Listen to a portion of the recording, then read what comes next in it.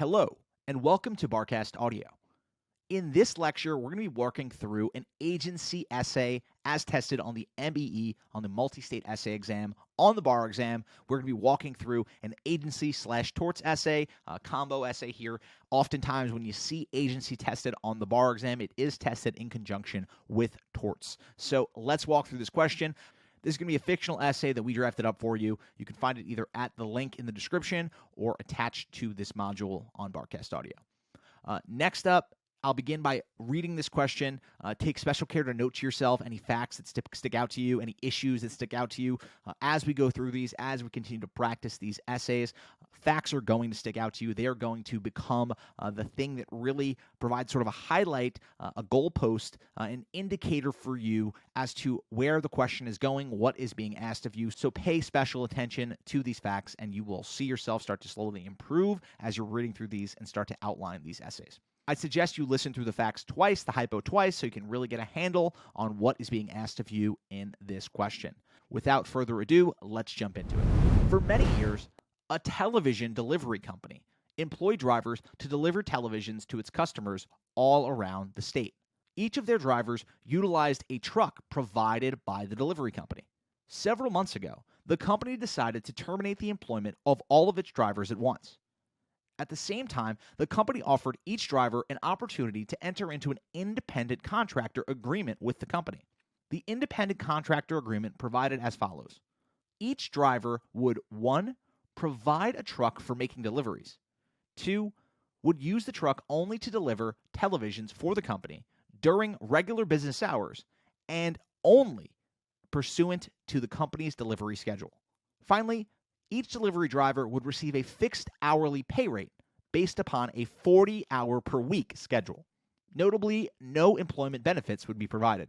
The proposed independent contractor agreement also specified that the company would not withhold income taxes or Social Security contributions from payments to the driver. Thereafter, the company also offered each driver the opportunity to lease a delivery truck from the company at a below-market rate. This agreement also specified that the company would reimburse the driver for liability insurance to be purchased by the driver, and that the delivery truck lease would terminate upon termination of the driver's contract to deliver televisions for the company. The driver would be expected to pay for their own fuel. Each driver who had previously been employed by the company agreed to continue working with the company and executed one of these independent contractor agreements, as well as a lease agreement for the delivery truck. 1 month ago, a driver delivered televisions to a decades-long customer of the company during normal business hours.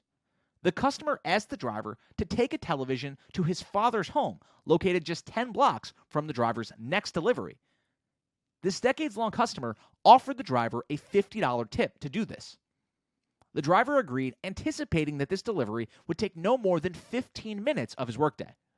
In violation of a local traffic law, the driver double-parked his delivery truck in front of the father's house to unload the television. A few minutes later, while the driver was inside the father's house, a car swerved to avoid the delivery truck and skidded into oncoming traffic. The car was struck by a bus, and a passenger in the car was gravely injured. The passenger has brought a tort action against the company to recover damages for injuries resulting from the driver's conduct.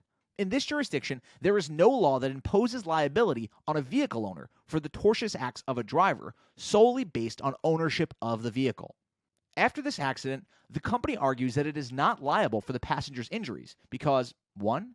The driver is an independent contractor. 2.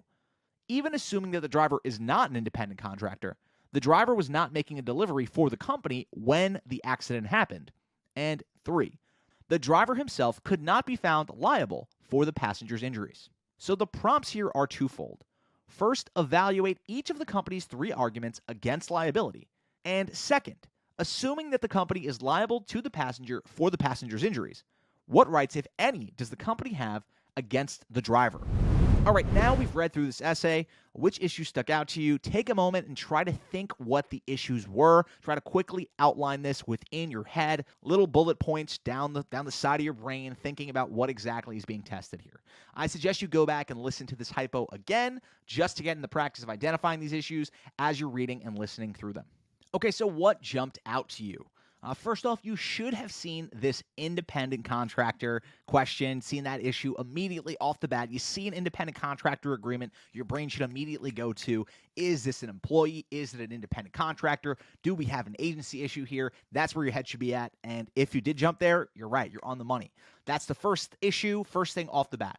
Now, second is whether this driver was acting within the scope of their employment, if they are an employee, because essentially that is what the second prompt is asking you. It's saying, assuming that they are an employee, this was not within the scope of their employment with the company. So it does not matter.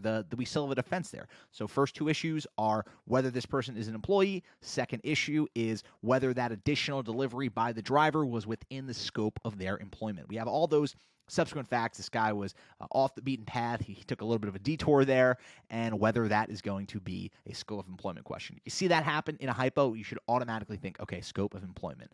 This guy's going a little bit off the path. Now something bad happens. Now his employer is being sued. His employer is maybe subject to liability. Scope of employment immediately. Now, the third issue here is a torts issue. That is, once again, what the company is arguing. They ask you to evaluate each of their first three issues. And the third one is that even if they are liable for the driver, he's not liable himself. He's not negligent. There's no liability here. And that gives way to a tort issue. We have a tort statute here. We have a traffic law that seems to have been violated, so that should stand out to you once again immediately, and that should be something that you're thinking about as we're going through this. So probably a negligence per se issue off the bat. Finally, there's a fourth issue here, and that is what rights, if the company themselves are found liable, if they have to pay damages to the passenger of the vehicle, can they get indemnification from the employee? This is a tougher subtopic, a tougher issue to spot. I think I probably would have struggled with this if I was going through this question the first time, but just something to keep in mind if you really want all your max points here. That's the fourth issue here, so at least you should identify it. Let's run through each of these. We'll talk through the facts of each of these and how they connect to our rule statement. So remember, scoring well on these essays is all about connecting the facts to the rules themselves. So the first issue here is whether the truck driver was an employee of the company. If the truck driver was an employee, then the company can be found liable for the torts committed by the employee within the scope of their employment. Agency 101. Respondeat superior, if it's within the scope of employment, then the company can be held responsible for the torts of their employee. Here, the company attempted to qualify the driver as an independent contractor at just about every opportunity. They have these specialized independent contractor agreements. They fired all their employees. They're trying to get out of having employees here. And will it work?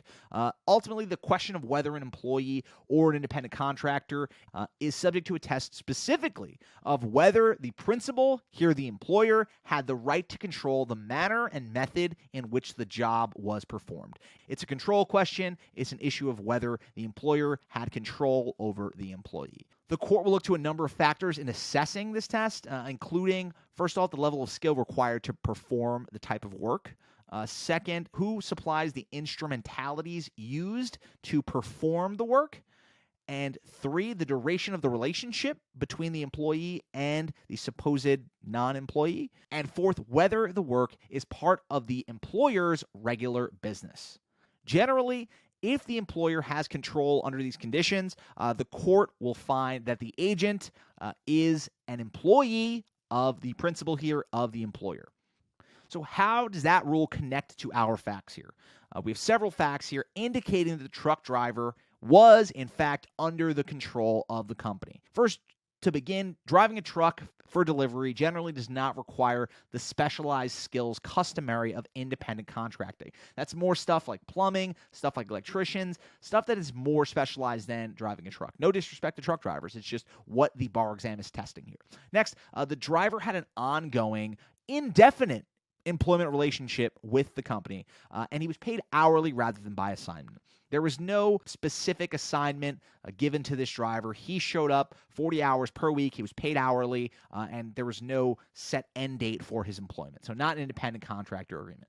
Next up, delivering televisions, which is what the driver was obviously engaged in at the time of this incident, is a central purpose of the principal here, the company's business. So that is another factor in favor of this guy being an employee. Finally, even though the independent contractor agreement says that the drivers are responsible themselves for supplying trucks, the company is the one who leases all the trucks to each of their drivers. None of their drivers are actually bringing trucks to the job. They are essentially leasing them to the drivers at below market rates. So they're trying to get around this employment thing, but all the factors here seem to indicate that the truck driver was in fact an employee. Also note that the drivers were not in control of their own schedules. They had to work 40 hours per week. This was not an indefinite schedule that is customary of an independent contractor agreement. Given everything we just discussed, the natural conclusion here is that the truck driver was an employee of the company. Okay, so now we sort of know that the truck driver was likely an employee, but we move on to the second subject now. The second issue: was this employee working within the scope of their employment when this accident occurred? And if not, then can the company escape liability? What is the rule to remember here? Generally, an agent will be found to have been acting within the scope of his employment where he is either 1, performing work assigned by the employer, or 2, engaging in a course of conduct that is subject to the employer's control. The court will look to a number of factors in determining whether the conduct of an agent is within the scope of that agent's employment. First being whether the conduct is the kind that the employee is employed to perform. Second, whether the conduct was performed for the purpose of serving the employer. And third, whether the conduct substantially occurred within the authorized time and space limits of the agent's employment. What are the facts that connect to this? What are the facts? Think about it, think about it, think about it. First off here, the driver was performing a television delivery to the customer's father's house, and that's clearly the type of conduct for which he is employed. He's a television delivery driver. He was performing a television delivery. Moreover, the conduct that caused the tortious conduct here, the double parking outside the father's business, was exactly the type of conduct for which the driver was employed. He's employed to drive his car to places and deliver things. Third, the driver may have been motivated by a desire to serve the company because this was a favor for a decades-long customer of the company. That's the fact right there, decades-long customer. You see that, you say, oh, maybe he was trying to make good with this customer, do something for the purpose of serving the employer. Next up, finally, the time and space limits were within the authorized limits of the driver's employment because he only drove 10 blocks out of his way. This occurred during normal business hours, and he estimated that the detour would take no longer than 15 minutes. So not a major detour, not something that's going to be well outside the scope of his employment. So all the facts here, once again, lead us to the conclusion that this employee, this driver, was acting within the scope of his employment. Now, for 2 down, it seems like the company themselves can be liable for his acts. But this will ultimately turn on whether the third defense that they're putting forward here, that even if he is an employee, he cannot be found liable, whether that has any credence. Now, the third issue here is really negligence per se, namely whether the driver was negligent per se. Whenever you see a statute like the one mentioned here and you see some sort of tortious conduct, always keep negligence per se in mind because that's really where this stuff kind of comes up. What is the rule to remember for negligence per se? Generally, a party will be deemed negligent per se, where the party 1 violates a statute that is designed to protect against the type of accident the actor's conduct causes, and 2, the accident victim is within the class of persons the statute is designed to protect. How does that apply here? Well, here there's a double parking traffic statute, which is almost certainly aimed at preventing traffic incidents like exactly what happened here. The purpose of that statute is to prevent people from double parking, probably for the reasons that we see here. It causes motor vehicle accidents. Further, the accident victim was a passenger in a passing motor vehicle, and thus a member of the class that this statute was used to protect, it was intended to protect. Therefore, it's likely here that the driver would be deemed negligent per se. As such, it's very likely that the company themselves could be liable for the driver's negligence per se. Now, this brings us naturally to our fourth minor issue, the tougher issue to really spot here, the issue of indemnification. They ask what are the rights of the company if they're found liable for damages to the party to get some recovery from the employee themselves. Generally, indemnification is available for a tort defendant who has paid a plaintiff's damages where they are not at fault for causing the plaintiff's injuries, and a non-paying defendant is in fact at fault. The most important rule to remember really for indemnification is that where an employer is liable for the negligence of an employee only under the doctrine of respondeat superior, they're not negligent themselves, the employer may be entitled to indemnification from that employee. What are the facts here? There's no evidence of direct negligence on the part of the company. Instead, they appear only liable under the theory of respondeat superior for the negligence per se of the truck driver. Because of this, if the company is required to pay the passenger, the motor vehicle passenger, the truck driver will be liable to the store for the amount paid under the doctrine of indemnification. That does it for us in our agency workshop. I hope this lecture was helpful to you in walking through an agency essay. Be sure to check us out at barcastaudio.com for more helpful bar exam materials. Until later, I will talk to you guys soon. Bye now.